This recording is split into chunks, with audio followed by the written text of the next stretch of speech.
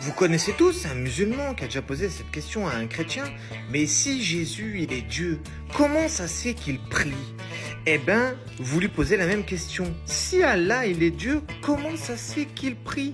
Sourate 33, verset 43. C'est lui qui prie sur vous, ainsi que ses anges. Dans la sourate 33, le verset 43, Allah subhanahu wa ta'ala nous dit هو الذي يصلي عليكم وملائكته ليخرجكم من الظلمات إلى النور وكان بالمؤمنين رحيما.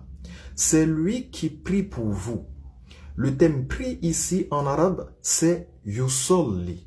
Faut savoir que en arabe, lorsqu'on dit Allah yusolli, ça peut désigner la miséricorde d'Allah.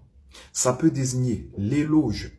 Ça peut désigner la bénédiction. Cela dépend du contexte dans lequel tu vas l'employer. Il n'y a qu'à lire la suite du verset pour comprendre.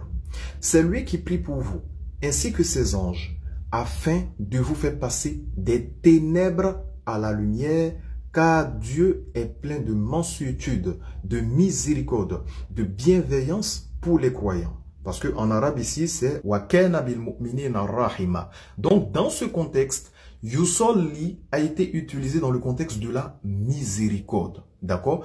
Il ne s'agit nullement d'une ibada, d'une adoration.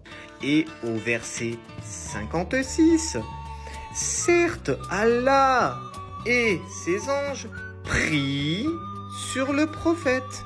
Voilà. Comment ça se fait que Dieu prie pour vous?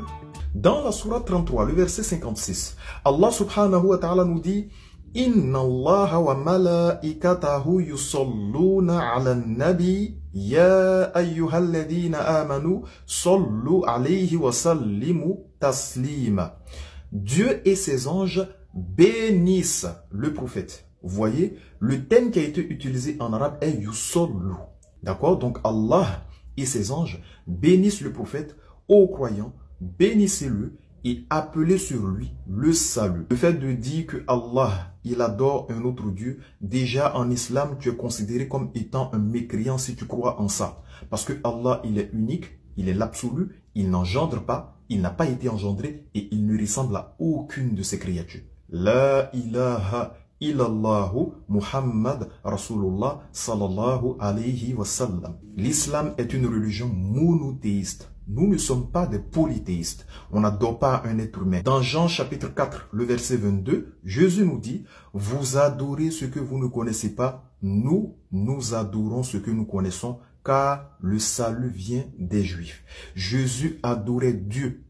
Jésus est exaucé par Dieu. Et Jésus, il a dit, or la vie éternelle, c'est qu'ils te connaissent toi, le seul vrai Dieu, et celui que tu as envoyé, Jésus-Christ. On vous appelle à adorer le véritable Dieu, le Dieu que Jésus a adoré. Arrêtez d'adorer un homme, arrêtez d'adorer une créature, ça fait de vous des polythéistes et des mécréants.